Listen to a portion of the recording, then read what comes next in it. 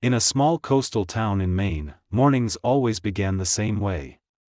Fog slowly rolled in from the ocean, seagulls cried above the pier, and the coffee shop on the corner of Main Street opened its doors at exactly 7 a.m. Emma was always there. She ordered a black coffee, no sugar, sat by the window, and opened her laptop as if she were about to write.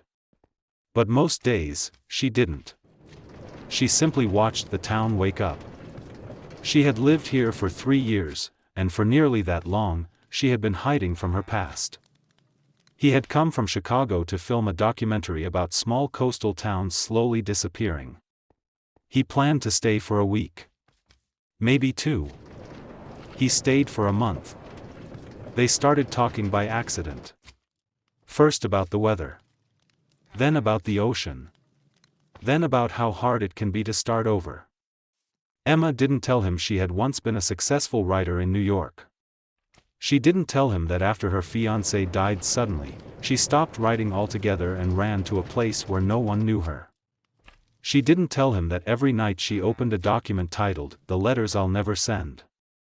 Lucas didn't tell her that he was running, too. From the noise of the city. From expectations. From a father who had planned his entire life for him. He didn't tell her that the camera was his way of avoiding his own emotions. That morning, the door of the cafe opened, and he walked in. Emma felt it immediately, a subtle shift in the air, like something important had just arrived. He was tall, slightly awkward, wearing a dark jacket, a camera hanging from his shoulder. He looked around as if searching for something familiar, though it was clear he was new here. "Excuse me," he said to the barista, "do you have coffee that saves lives?" The barista laughed. "We have coffee that makes life tolerable."